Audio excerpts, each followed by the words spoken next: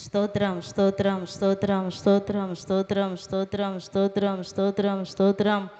మహాపరిశుద్ధుడ, ప్రేమ కలిగిన తండ్రి, నీకు వందనాలు, స్తోత్రం చెల్లిస్తున్నానైనా.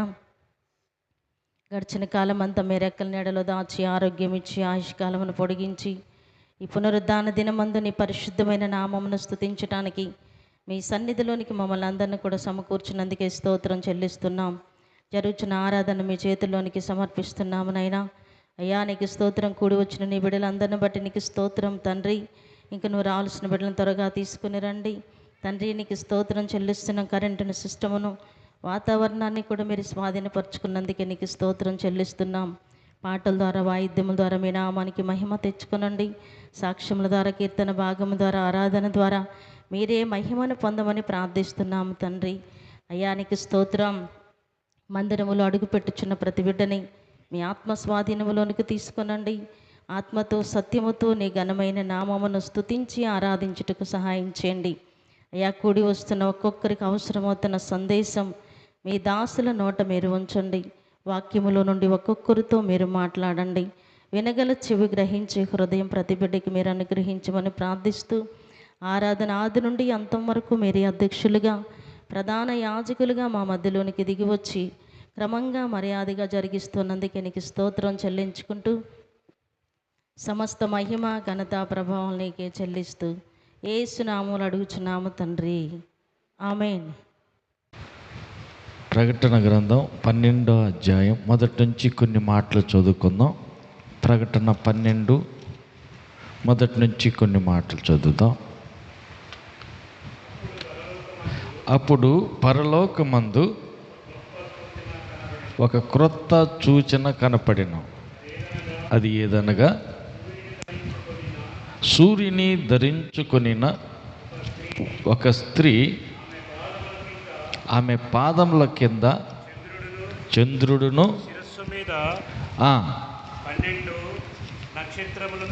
12 నక్షత్రములను కిరీటము ఉండెను. ఆమె గర్భిణి అయి ప్రసవ వేదన పడుచు ఆ నొప్పులతో కేకలు వేయుచుండెను. అప్పుడు అంతటా పరలోకమందు ఒక సూచన కనపడెను. ఇదిగో ఎర్రని మహాఘట సర్పము, దానికి 7 తలలు 10 కొమ్ములు ఉండెను. దాని తల మీద 7 కిరీటములు ఉండెను. దాని తోక ఆకాశ నక్షత్రములలో 3వ భాగమును ఈడ్చి వాటిని భూమి మీద పడవేసెను. కననయ్యున్న ఆ స్త్రీ కనగానే ఆ శిశువును మృంగివేయవలనని ఆ ఘట సర్పము స్త్రీ ఎదుట నిలిచి ఉండెను.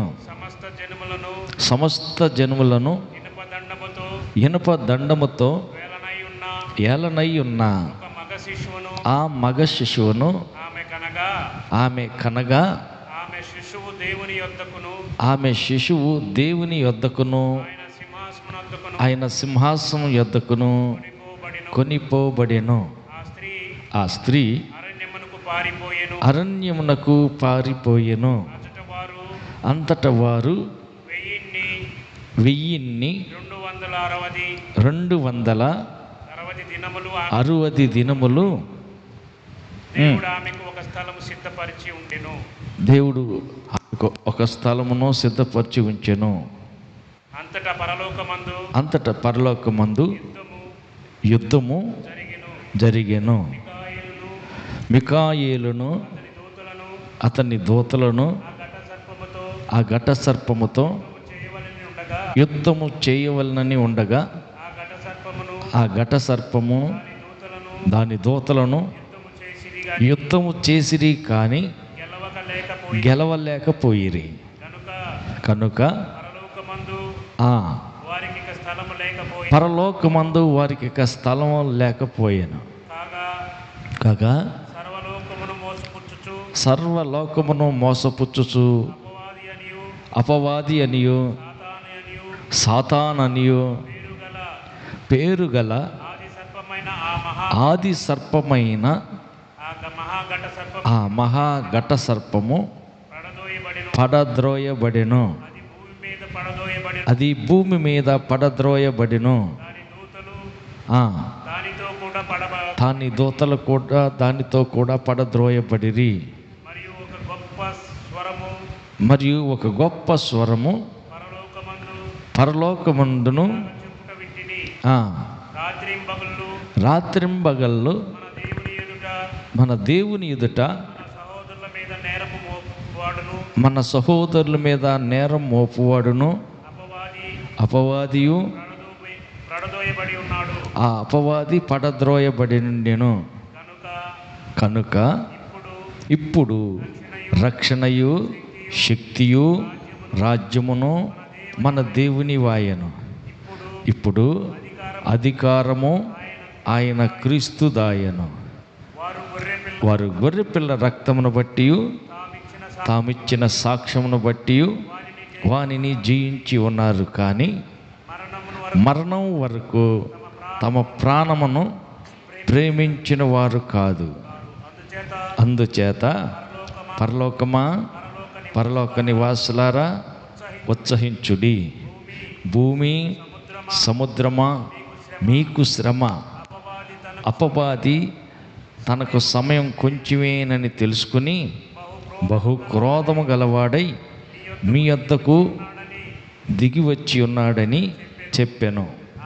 ఆ ఘట సర్పము తాను భూమి మీద పడద్రోయబడి ఉండుట చూసి ఆ మగ శిశువును కనిన స్త్రీని హింసించెను. అందువలన ఆమె అరణ్యంలో ఉన్న తన చోటికి ఎగురునట్టు గొప్ప పక్షిరాజు రెక్కలు 2 ఆమెకి ఇయ్యబడెను. అచ్చట ఆ సర్పముఖమును చూడకుండా ఆ సర్పమును చూడకుండా ఆమె ఒక కాలములు అర్ధకాలమును పోషించబడును.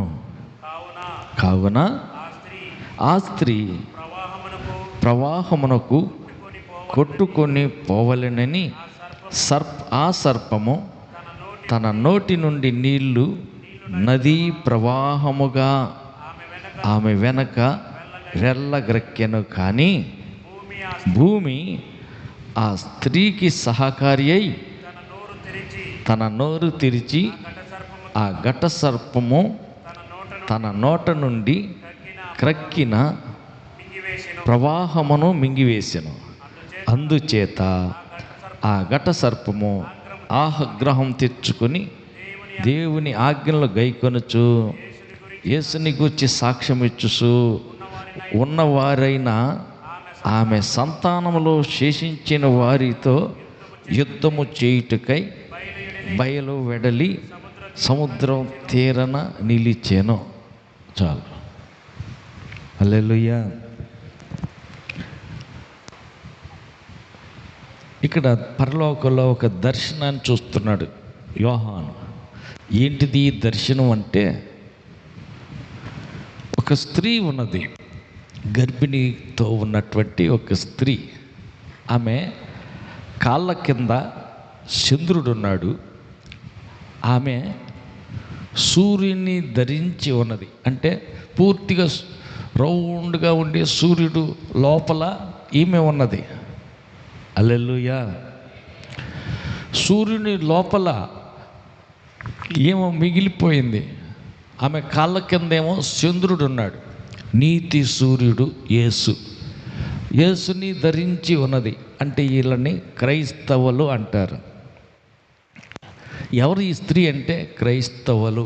క్రీస్తు యేసునందు బాప్తిసం పొందిన మనమంతా క్రీస్తుని ధరించుకున్నాం. కాబట్టి ఇప్పుడు ఎవరు ఈ స్త్రీ ఏంటి అంటే, స్త్రీ సంఘం. యేసు క్రీస్తుని నమ్ముకుని క్రీస్తుని ధరించి ఉన్న సంఘం. సంఘం క్రీస్తుని ధరించి ఉంది.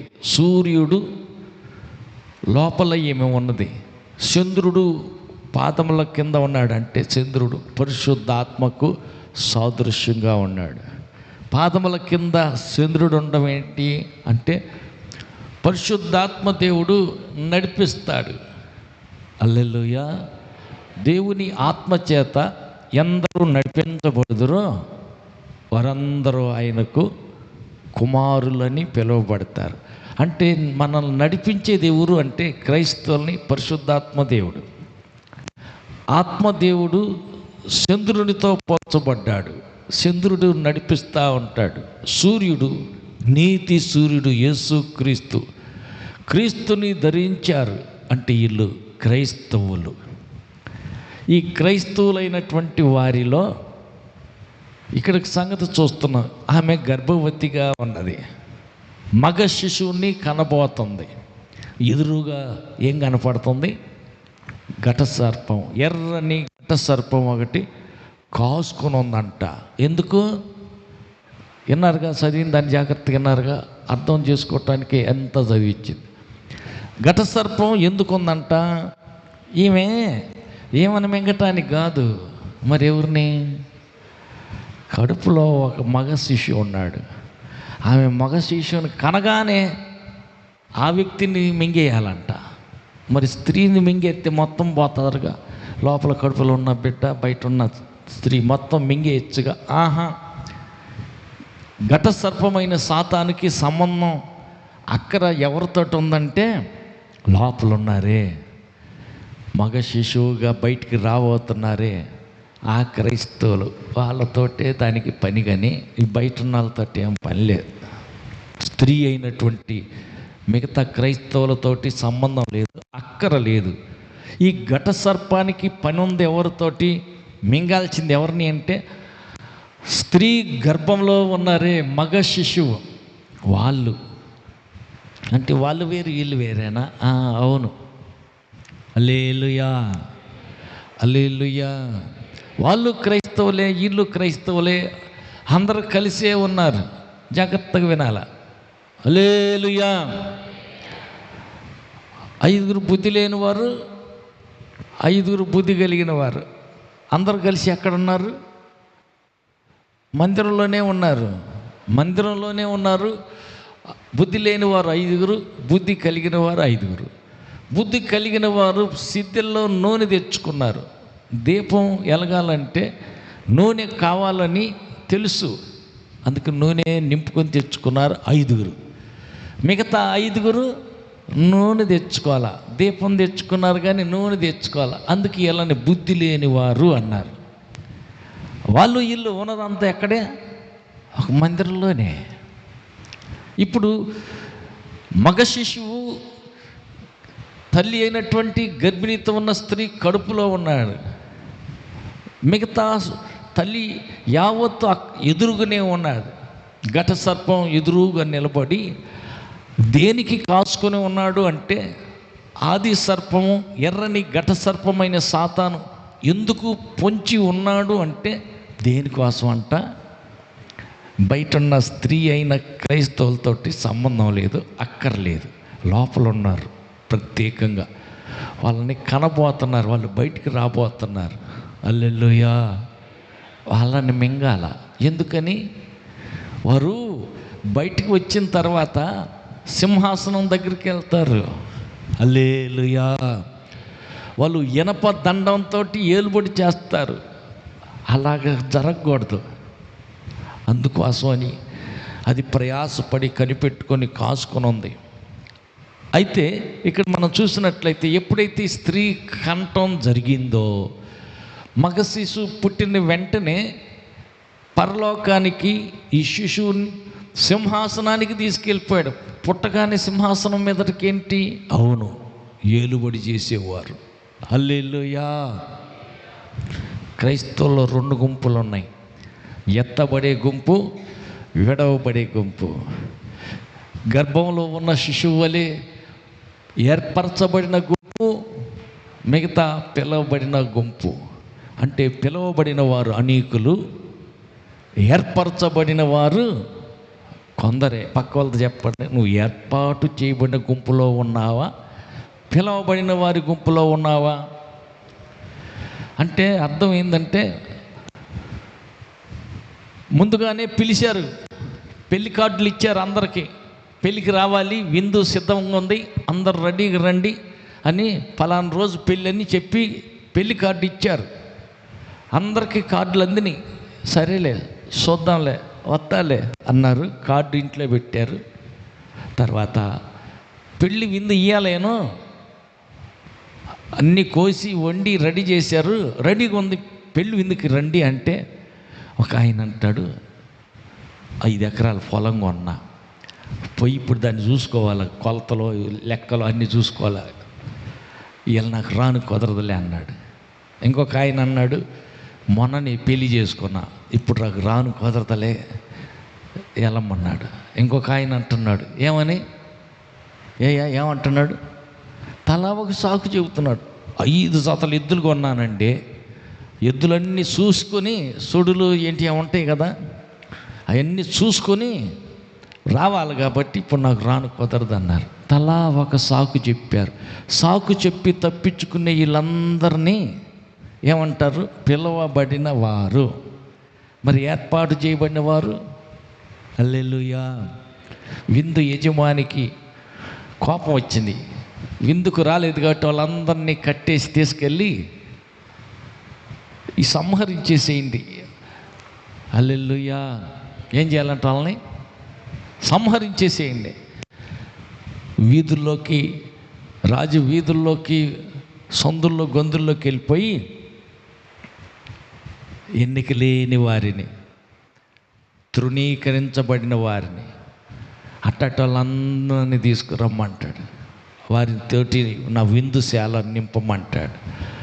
అంటే పిలువబడిన వారు అనేక మంది, కానీ దాంట్లో నుంచి ఏర్పరచబడిన వారు కొంతమంది.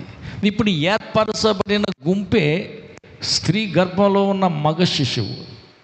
పిలువబడిన వారి అందరితో పోల్చబడిన స్త్రీయే సూర్యుని ధరించినటువంటి ఈ స్త్రీ కన్నది. ఏర్పాటు చేయబడిన గుంపు బయటికి రావటం జరిగింది. ఎదురుగా వాడు అక్కడే ఉన్నాడు, కానీ వాడి కంట పడకుండా పరలోకానికి ఈ మగ శిశువు సింహాసనం వద్దకి కొనిపోబడ్డాడు, వెళ్ళిపోయాడు. కడుపులో మండింది. హల్లెలూయా. వాడికి కడుపులో మండింది ఘట సర్పానికి. ఇంకేం చేస్తున్నాడు, ఏం చేస్తున్నాడంట, కొట్టుకుని పోయేటట్టు, మిగతా వారిని కూడా కొట్టుకుపోయేటట్టు ప్రవాహాలు తన నోట్లో నుంచి ఎల్లగక్కుతుంది. నదీ ప్రవాహంలాగా నీళ్లు కక్కేసింది. ఆ నీళ్ళ ప్రవాహాన్ని కొట్టుకుని పోతారేమోనని చూస్తే ఆ స్త్రీకి సహకరిస్తూ ఏం చేసిందంట, భూమి నోరు తెరిచి వచ్చిన నీళ్ళు వదిలినట్టు మింగేస్తుందంట. అన్ని భూమిలోకి పోతున్నాయి. ఇంకా లాభలేదని చెప్పి స్త్రీ అరణ్యానికి పారిపోవటం జరిగింది. ఇక్కడ కొంచెం జాగ్రత్తగా వినాల. స్త్రీ ఏంది, అరణ్యానికి పోవటం ఏంది. హల్లెలూయా. అరణ్యం అనేది శ్రమలకు గుర్తు. అక్కడ ఎంతకాలం ఆమె ఉన్నది అని అంటే 3.5 సంవత్సరాలు. కాలముల అర్ధ భాగం అనే ఉంటుంది. ఒకటి కాలము, రెండవది కాలములు అంటే సంవత్సరం. ఒకటి కాలము అంటే 1 సంవత్సరం, రెండోది కాలములు అర్ధకాలం. అంటే కాలములు అంటే 2 సంవత్సరాలు. అప్పుడు 3 సంవత్సరాలు అయింది. కాలము అంటే 1 సంవత్సరం, కాలములు అంటే 2 సంవత్సరాలు, అర్ధకాలం అంటే అర్ధ సంవత్సరం. అంటే 3.5 సంవత్సరాలు అరణ్యంలో ఈ స్త్రీ అంటే విడవబడిన వారు. మొదట ఎత్తబడిన వారు యేసుప్రభు రెండవ రాకడలో వచ్చినప్పుడు మొదట ఎత్తబడిన వారు గర్భలో ఉన్న శిశువు, వారే మొదటి గుంపు. వాళ్ళు ఎత్తబడిపోతారు. ఇక పరిస్థితి ఎలా ఉంటుందంటే కాలములు అర్ధకాలం. ఈ 3.5 సంవత్సరాలు ఏమే అరణ్యానికి పారిపోయింది. అంటే మిగిలిపోయిన క్రైస్తవులు ఉన్నారే, విడవబడిన వారు, యేసు వచ్చినప్పుడు రెండవ రాకడలో ఎత్తబడకుండా ఇక్కడనే విడవబడ్డారే, వాళ్ళు అరణ్యానికి పారిపోవటం జరుగుతుంది. అంటే 3.5 సంవత్సరాలు శ్రమల పాలవుతారు. మిగిలిన క్రైస్తవులు మీతో ప్రార్థనకు వచ్చి ఆమెది, ఆమె లేదు, వెళ్ళిపోయింది. మరి నువ్వు ఉన్నావేంటి? నేను ఎందుకో ఎత్తబడలేదు. ఎందుకండి చెప్పరాదు?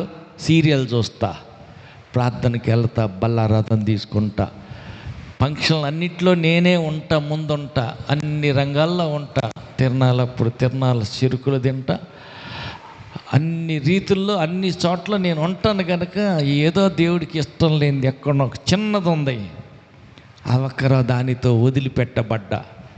మరి మిగతా వాళ్ళంతా ఎత్తబడ్డారు. వాళ్ళు దివిటీల్లో దీపంలో నూనె పోసుకున్నారు కాబట్టి వాళ్ళు రెడీగా ఉన్నారు, వాళ్ళు వెళ్ళిపోయారు. మరి నువ్వా? దేవుని పరిశుద్ధాత్మని నూనె నేను పోసుకోవాలా? ఆత్మతో నిండి భాషలతో మాట్లాడేదానికి కనిపెట్టాలా, కష్టపడాలా, కడుపు కాల్చుకోని ఉపవాసం ఉండి ఏడ్చి ప్రార్థన చేసి అడుగువారికి మరింత నిత్యముగా దేవుడు తన పరిశుద్ధాత్మని ఇస్తాడు. కానీ ఎక్కడ అంత తీరిక ఎక్కడది? మేరగాయ కోతకు పోవాలా, గుచ్చుడాకు పోవాలా, ఇంకా ఏ పని ఉంటే ఆ పనికి టయానికి పనికి పోవద్దు. హల్లెలూయా.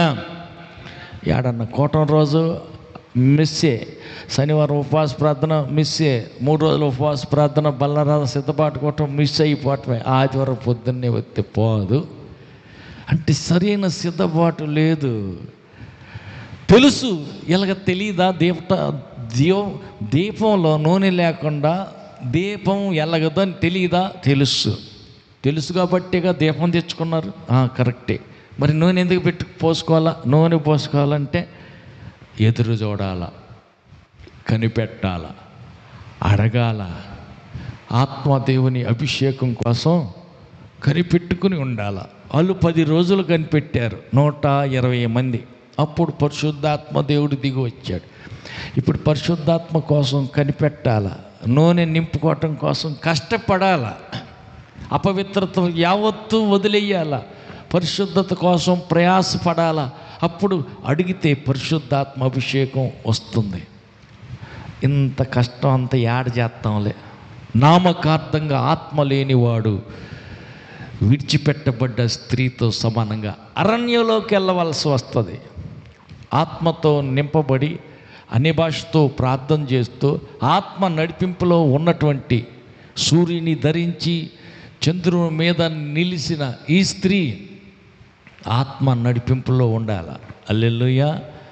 ఆ లోపల ఉన్న పిండం మాత్రమే సింహాసనానికి ఎత్తబడటం జరిగింది. స్త్రీ మాత్రం అరణ్యానికి కొనుపోబడింది. అక్కడ 3.5 సంవత్సరాలు శ్రమలు అనుభవించవలసి వస్తుంది. యేసు రాకడ అయిపోతుంది. నీతిమంతులై ఆయన మాటకు లోబడుతూ పరిపూర్ణత చెంది భక్తిలో సిద్ధపడిన వారు ఎత్తబడతారు. మేఘాల మీద వారు కొనిపోబడతారు. సింహాసనానికి దేవుని యొద్దకు వాళ్ళు వెళ్ళిపోతారు. ఈ మిగిలిన వారి సంగతి 3.5 సంవత్సరాలు అరణ్య యాత్రయే, కష్టాలే, కన్నీరే, బాధలే, దుఃఖమే, అడుగడుగున చాలా బాధాకరంగా ఉంటుంది. అప్పుడు అన్ని రూల్స్ మారిపోతాయి. కనీసం మంచినీళ్ళు కొనాలన్నా ఎక్కడ కొట్లో దొరకో, గవర్నమెంట్ ద్వారానే రావాలి. అన్నం తినాలన్నా కనీసం 2 ఇడ్లీ కొనుక్కో తిందామన్నా ఇవన్నీ ఏమి ఉండవు. ఇడ్లీల కొట్లు, చిల్లర కొట్లు, ఏ కొట్లు ఉండవు. అన్ని గవర్నమెంట్ స్వాధీనంలోకి వెళ్ళిపోతాయి. ప్రభుత్వం ద్వారానే తీసుకోవాలి. ప్రభుత్వం ద్వారా నువ్వు ఏదన్నా పొందాలంటే అవి ప్రతిదానికి ఆధార్ లింక్ ఉంటుంది. అట్టనే 666 ముద్ర లింక్ వచ్చింది. ఇప్పుడు ఆ ముద్ర చిప్ వేస్తారు నొసటి మీద కానీ, లేదా ఈ మణికట్టు దగ్గరలో ఈ ప్రాంతంలో కానీ ఆ చిప్ ఒకటి వేస్తారు. హల్లెలూయా. అవి కొన్ని దేశాల్లో స్టార్ట్ అయింది. ఈ చిప్పులు తయారైపోయినాయి, ఎక్కిస్తా ఉన్నారు. మీ వంతు మీ దగ్గరికి వస్తుంది, కొంచెం జాగ్రత్తగా ఉండమని ముందుగా హెచ్చరిక చేయటం జరుగుతుంది. హల్లెలూయా. ప్రతిదానికి ఆధార్ కార్డు అనివార్యం. రేషన్ కావాలన్నా, తర్వాత గ్యాస్పై కనెక్షన్ కావాలన్నా, తర్వాత కరెంటు మీటర్ పెట్టుకోవాలి మా ఇంటికి అన్నా ఆధార్ కార్డు చూపించు. ప్రతిదానికి అది ఎట్టాగా కంపల్సరీ అని, తప్పనిసరిగా, అనివార్యంగా అది ఎట్టా అడుగుతున్నారో రేపు నువ్వు మంచీలు కొనుక్కోవాలన్నా అదే కావాల్సి వస్తుంది. ఏంటిది అది? 666 ముద్ర. ఆ ముద్ర వేస్తాం, వేయించుకోమంటారు. ఈ ముద్ర వేయించుకుంటే పరలోకానికి వెళ్ళాం.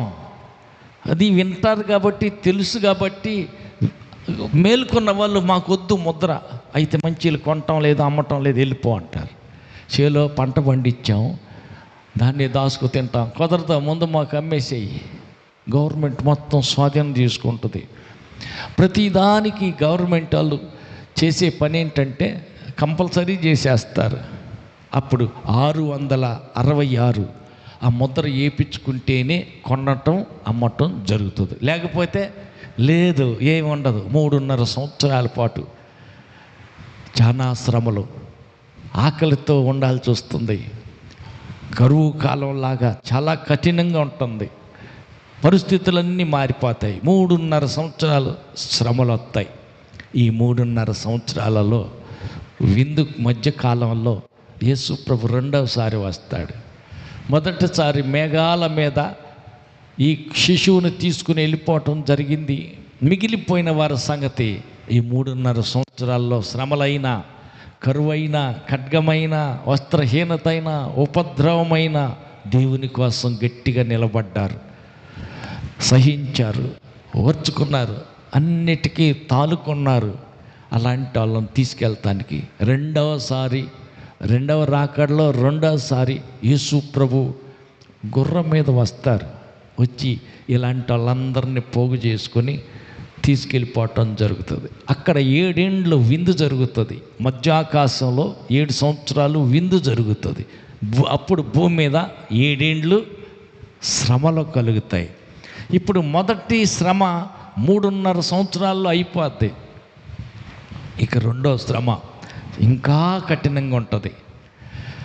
అయ్యా సత్యాను కానీ ముద్రై, ఆకలితోటి నరకానికి పోతే పోయాను కానీ ఆ ముద్రేసి కొంచెం నాకు మంచినీళ్ళు, కొద్దిగా అన్నం అవి పెట్టండి అని వేయించుకుంటారే, వాళ్ళకి మిగతా 3.5 సంవత్సరాల్లో మహాశ్రమలో ఒక వంతు ఉన్నటువంటి అగ్నిగుండాన్ని 7 రెట్లు ఎక్కువ ఎలా చేశారో షడ్రక్, మెషక్, అబేద్నెగోకి.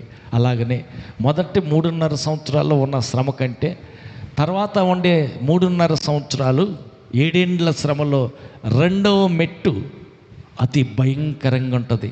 భరించలేని బాధ, తట్టుకోలేని శ్రమ. ఇక తట్టుకోలేక, బాధకి తట్టుకోలేక ఎవరికి వాళ్ళే చచ్చిపోదాం అనుకుంటారంట. కత్తి మెత్తగా నూరి గొంతు కోసుకుంటే పై తోలు కూడా దిగదు. ఎగిరి లోతైన బావిలో ఎగిరి దూకి సద్దామని పోతే ఆ నీళ్ళల్లో ఎగిరి దూకంగా అది నేలాలు తయారైద్ది, కానీ సావే దూరం అయిపోద్ది. ఎట్ట చెయ్యాలా? పర్వతాలారా మా మీద పడి మమ్మల్ని నాశనం చేయండి అని జనం అడుగుతారంట. అంత శ్రమ.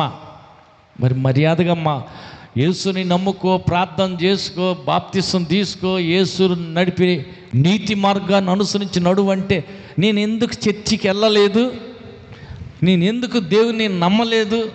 ఈ బాధ, ఇంత బాధనే, ఇంత శ్రమ వచ్చుద్దని నాకు తెలిస్తే ముందే మనసు మార్చుకునేవాడినే, మారు మనసు పొందేదాన్నే, బాప్తిసం తీసుకునేదాన్ని, చర్చికి వెళ్ళేదాన్ని అని ఆ రోజు ఏడుతావు.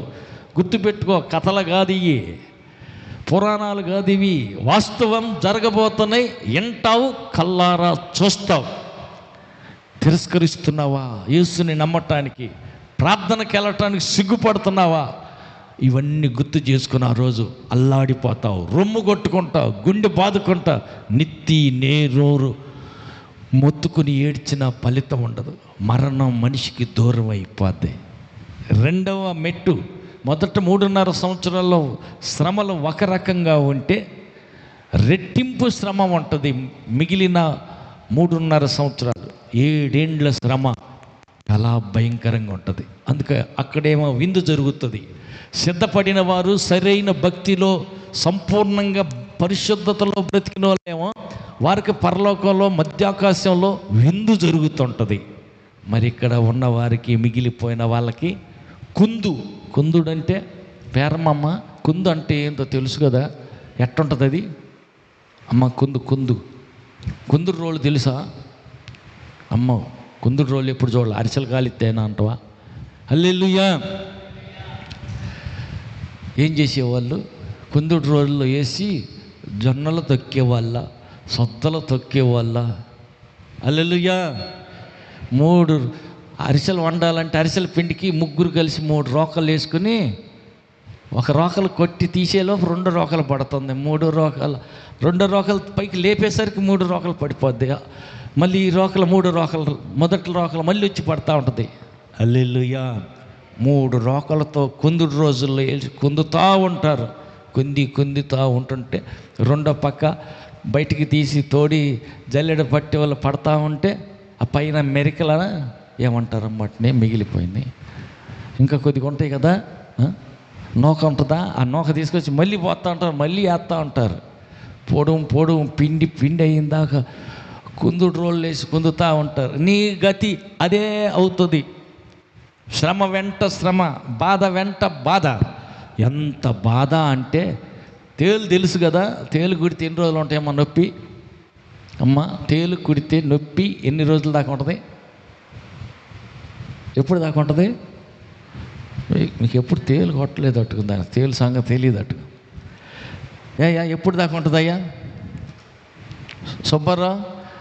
తేలు కుడితే ఎన్ని రోజులు ఉంటుంది తేలు కుట్టిన నొప్పి? అయ్యా 3 రోజులు ఉంటుందా? 3 రోజుల దాకా ఉంటుందా? 3 రోజులు అనిపించావు బాబు. లెక్క ప్రకారం చాలామంది చెప్పేది ఏంటంటే, ఇవాళ ఏ టైంకి కుట్టిందో రేపు ఆ టైం దాకా ఎక్కువ బాధ, విపరీతమైన బాధ ఉంటుంది అని చెప్తారు. ఇంకా కొద్దిగా గొప్ప మిగిలితే కొర మిగతా 2 రోజుల దాకా కూడా ఉంటుంది కావాలా. కానీ రేపు వచ్చే తేలు ఎట్టుంటుందంటే, దానికి ఏమో గుర్రమాల ఉంటుంది. దాన్ని చూడంగానే ఇది గుర్రం మా ఇంటికి వచ్చింది అనుకుంటాం. దాని ఎదురుగా ముఖం చూస్తే స్త్రీ తలకాయ దానికి తగిలిచ్చినట్టు ఉంటుంది. గుర్రం తలకాయ నరికి ఎంటిలు ఎరగబోసుకున్నటువంటి తలదోకోకుండా ఎర్రబోసుకొని, ఇప్పుడు ఫ్యాషన్ వచ్చింది కదా, తలకు పోసుకొని ఎరేసుకొని, జడ లేదు దానికి, ముడి లేదు, ఏమీ లేదు, కానీ ఎర్రబోసుకొని తిరుగుతూ ఉంటుంటారు. చదువుకునే పిల్లలు కూడా అట్టాగి తిరుగుతారు. ఇది ఒక ప్యాషన్ అంట. ఈ ప్యాషన్ రేపు అక్కడ కనపడుద్ది. ఈ ప్యాషన్ వాళ్ళందరికీ ఆ ప్యాషన్ వాళ్ళని ఎంటికలు ఎరబోసుకున్న తలకాయ, స్త్రీ తలకాయ ఈ గుర్రానికి తలకాయ తగిలిచ్చినట్టు ఉంటుంది. తేలు కొండి వెనక తోక ఉంటుంది. తోకని కత్తిరించి తేలు నుంచి తీసుకొచ్చి గుర్రానికి వెనక తోక తగిలిచ్చినట్టు ఉంటుంది. అంటే కొండి వెనక ఉంటుంది తోకకి, గుర్రం తోక తీసేసి తేలు కొండి తీసుకొచ్చి దానికి పెట్టినట్టు ఉంటుంది. అంటే దీని ఆకారం ఊహించండి. చూస్తానికి గుర్రమాల ఉంటుంది. ఎదురుగుండా చూస్తేనేమో స్త్రీ ఎంటికలు ఎరబోసుకుని ఉన్నటువంటి స్త్రీ ముఖం, ఆడకూతురు ముఖం కనపడుద్ది. వెనకాల నుండి చూస్తే వెనక ఎత్తుకుని కొండి, తేలుకుండే కొండి కనపడుతుంది. దారిని పోతా ఉన్నావనుకో, అడవుడిగా నీ పనిలో నువ్వు నేరుగా వస్తుంది. పలకరించి, హాయ్ బాగున్నావా, హలో ఎట్లా ఉన్నావు, ప్రార్థనకు బాగాలేదా, రా నీకు ఒక మంచి మర్యాద చేస్తానని హలో అని ఒక ముద్దు ఇచ్చి వెళ్తుంది. కిస్సు ఏంటిది, గుచ్చుద్ది. తోకకుండా కొండితో గుచ్చింది అనుకో, ఏమైద్ది? 5 నెలల పాటు అయ్యో అయ్యో అయ్యో అంట అల్లాటమే. ఆ నొప్పి తగ్గదు. 5 నెలల పాటు ఈ తేలు కుడితే నొప్పి ఉంటుందంట. ఇదేంది 1, 2, 3 రోజుల్లో ఇప్పుడు మనం చూస్తున్న తేలు గుడితే నొప్పి ఉంటుంది. ఆ తేలు గుడితే 5 నెలలు ఉంటుందంట. అబ్బో, ఇంకొక తేలు ఇది ఆల్రెడీ ఏమకి తేలు గుట్టి అల్లాడుతుంది, 2 నెలలు అయ్యింది అన్న సంగతి తెలీదు. ఇంకొక కొత్త తేలు వచ్చింది. ఏంటి బాగున్నావా, మర్యాదగా మందిరానికి వెళ్ళి బాప్తీసం తీసుకుని యేసుని నమ్ముకుంటే గది పట్టదుగా, రా నువ్వు అసలు ఎంత మంచిదాని అని చెప్పి మళ్ళీ ఒక కుట్టుడు గుట్టిపోద్ది. ఇంక రెండోది మళ్ళీ దీనికి మళ్ళీ 5 నెలలు. అబ్బో, మామూలుగా ఉండదు అయితే. హల్లెలూయా. ఇప్పుడు ఏందో డ్యాన్సులు వచ్చినాయి. పెళ్ళిళ్ళు అయితే ఏదన్నా ఫంక్షన్లు వస్తే ఏంటిదయ్యా అయ్యి డీజీలు పెట్టి ఎగురుతూ ఉన్నారు పాపం. ఆగండి ఆగండి ఆగండి, హల్లెలూయా. ఇప్పుడు ఇక్కడ మీరు ఎగిరేది కొద్దిగే, ఒకరోజు వస్తుంది గుర్తుపెట్టుకోండి. అక్కడ ఎగురుతారు ఏడుస్తూ, ఈ తేలులు గుట్టినప్పుడు. ఇంకా చాలా ఉన్నాయి, ఇవన్నిటికీ సమయం కాదు కనుక టూకీగా చెప్తున్నా. ఈ తేలులు గుడితే ఈ బాధకి ఈ శ్రమకి తట్టుకోలేక అల్లాడిపోతా ఎగురుతూ కొట్టుకుంటూ ఉంటారు. అప్పుడు అది ఏ డ్యాన్స్ అంటారయ్యా? ఈ డీజీ డ్యాన్సులు దేనికి పనికొస్తాయి? అసలు డ్యాన్స్ ముందు ఉంది. మారు మనసు పొందితే మంచిది, యేసుని నమ్ముకుంటే మంచిది. లేదనే నాకు అక్కర్లేదు, అలా వాళ్ళకి ఎవరికో చర్చిలో వాళ్ళకేలే, నాకు అవసరం లేదు అనుకుంటున్నావా? గుర్తుపెట్టుకో, ఈ మాటలు రాసి పెట్టుకో, రేపు జరిగినాక జ్ఞాపకం చేసుకుందో. ఆయాల మైకులో విన్నాను నేను, ఇట్ట జరుగుద్దని చెప్పారు అని ఆ రోజు గుర్తు చేసుకుందో, రాసి పెట్టుకో. ప్రియమైన దేవుని బిడ్డలారా, ఇవన్నీ ముగింపుకు వచ్చేసాయి. కాలం ముగింపులో ఉన్నది, రాకడ సమయం దగ్గర పడింది. అందుకని మరలా గుర్తు చేసుకోవలసిన పరిస్థితి ఉన్నది. హల్లెలూయా. సూర్యుని ధరించిన ఈ స్త్రీ బిడ్డను కననయ్యి ఉన్నది. కన్న వెంటనే ఘట సర్పమైన సాతాను నీళ్లు వెళ్ళగక్కుతుంది, ఏమనన్నా కొట్టుకుని పోయేటట్టు చేద్దామని. ఎందుకంటే బిడ్డ పుట్టాడు, వెంటనే ఎత్తుకుని పోబడ్డాడు. అంటే సిద్ధపడినటువంటి, సిద్ధల్లో నూనె నింపుకున్నటువంటి, పరిశుద్ధతలో పరిపూర్ణత చెందినటువంటి, సిద్ధపాటు కలిగి శుద్ధీకరణ కలిగిన వారు పరలోకానికి మొదటి రాకడలోనే ఎత్తబడిపోతారు. మరి మిగతా వాళ్ళ సంగతి? లోటుపాటులు ఏమైనా ఉంటే మారు మనసు పొందుతారని రాకడ ఆలస్యం అవుతుంది, సరి చేసుకుంటారేమోనని. హల్లెలూయా. యేసు ప్రభు రావట్లేదు. ఎందుకు అని అంటే, ఇంకా కొంతమంది ఆయన పిల్లలైన వారు కొంచెం అటు కొంచెం ఇటు ఉన్నారు. సగం లోకంలో ఉన్నారు, సగం దేవుళ్ళలో ఉన్నారు. అటు కొంచెం ఇటు కొంచెం చిన్నవి సర్దుకోవలసినవి ఉన్నాయి. వాటన్నింటినీ సర్దుకోగలిగితే, సరి చేసుకోగలిగితే వాళ్ళని కూడా తీసుకెళ్తామని పరిపూర్ణమైన మారు మనసు కోసం, వాళ్ళ కోసమే యేసయ్య ఆలస్యం చేస్తున్నాడు. రెండవది, ఇంకా యేసయ్య నమ్మల, మన దేవుడు కాదు, మన మతం కాదు, దానితోటి మనకు సంబంధం లేదు అని మందిరానికి వెళ్తల్లా, ఇంకా ప్రభుని నమ్ముకోవటంలా, అల్పకాల సుఖభోగాలలో వారి జీవితాన్ని గడుపుతున్నారు. కానీ మనస్సు మార్చుకోవటంలా, పాపాన్ని విడిచిపెడతల్లా, పరిశుద్ధుడైన యేసుని వెంబడించటానికి వాళ్ళు తీర్మానం చేయట్లా. చూద్దాంలే, వెళ్దాంలే అన్నట్టు నిర్లక్ష్యంగా ఉన్నారు.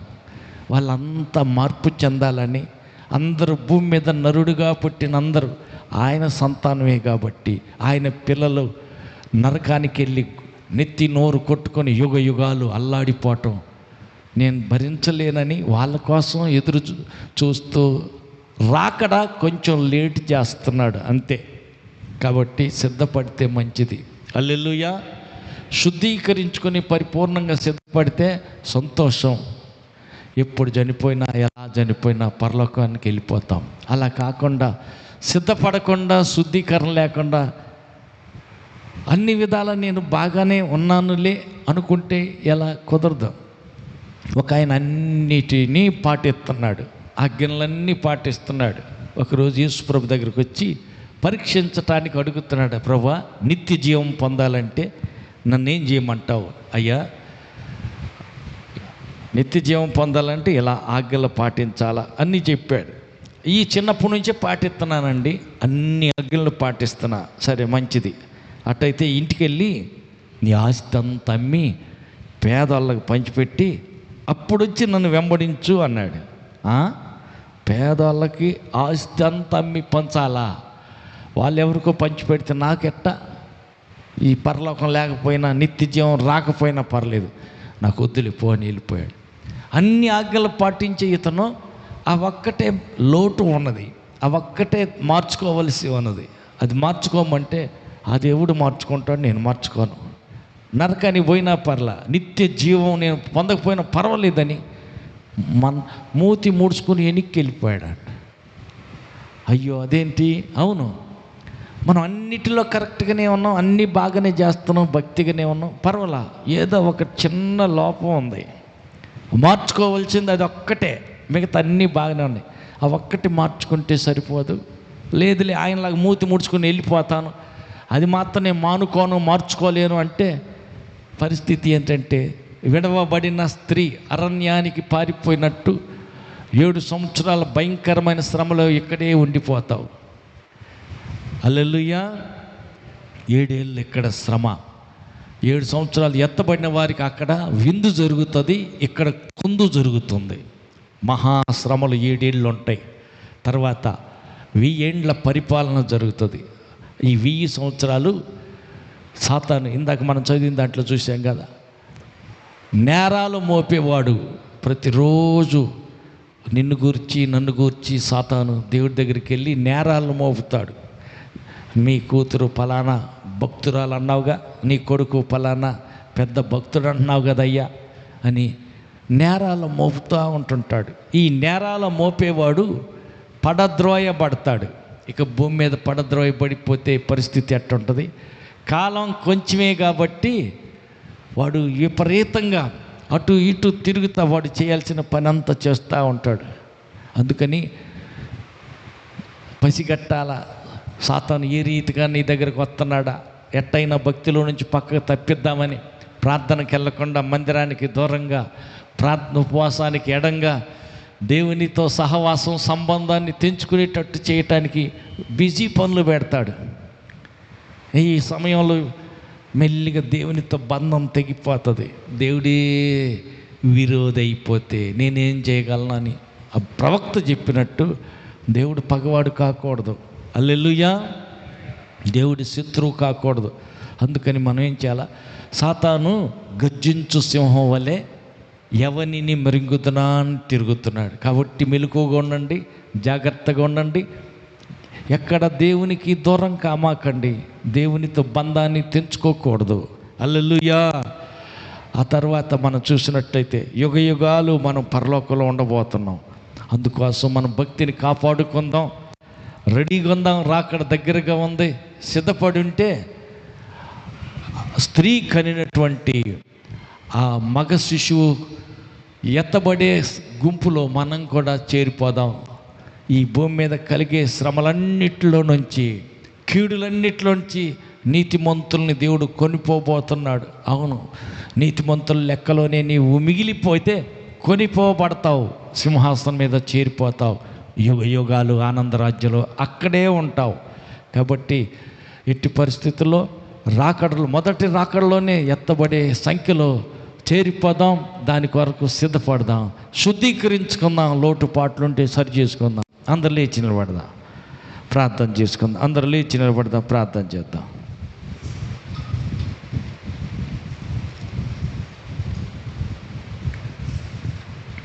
చేతులు ఎత్తుదాం, కళ్ళు మొద్దాం, ప్రార్థన చేసుకుందాం. మొదట ఎత్తబడే గుంపులో నేను ఉండాలయ్యా, ఎక్కడ విడవబడకూడదు, నేను పరలోకంలోకి చేరిపోవాలా. ఈ భూమి మీదకి కీడు రాబోతుంది, ఆ కీడు నేను చూడకుండా నేను కొనిపోబడే వారిలో ఉండాలా. రాబోతున్న కీడు నేను చూడకూడదు, ఆ కీడు టయానికి ఇక్కడ ఉండకూడదు, నీతో ఆనందరాజ్యంలోనే ఉండాలా. లోటుపాట్లుంటే నోటి మాటలో, చేతి పనిలో, ఆలోచనలో ఎక్కడైనా పొరపాటు జరిగుంటే క్షమించు, శుద్ధీకరించు, పరిశుద్ధపరచు అయ్యా అని అడుగుదాం. ప్రార్థన చేసుకుందాం, ప్రార్థన చేద్దాం, ప్రార్థన చేద్దాం. కనికరపూర్ణుడా యేసు నీకు వందనాలు. ఇచ్చిన బిడ్డలందరిని బట్టి నీకు వందనాలు. వారు ప్రార్థనలు పెట్టిన ప్రతి అంశాన్ని బట్టి నీకు స్తోత్రాలు. ప్రార్థన ఆలకించిన వాడా నీకు వందనాలు.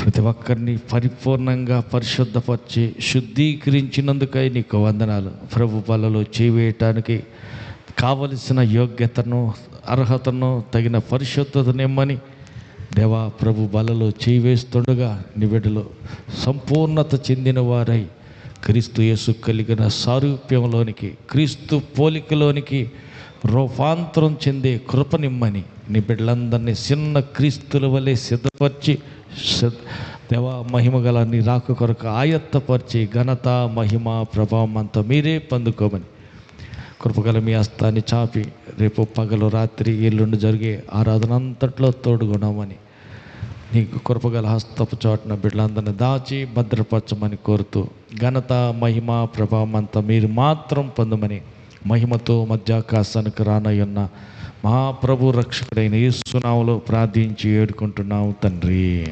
ఆమేన్. మన ప్రభువైన యేసుక్రీస్తు కృపయు తండ్రి అయిన దేవుని ప్రేమయు పరిశుద్ధాత్మని యొక్క అన్యోన్య సహవాసము కూడి వచ్చిన మనకును సర్వలోక పరిశుద్ధులందరికీ సదాకాలం తోడైండి నడిపించునుగాక. ఆమేన్.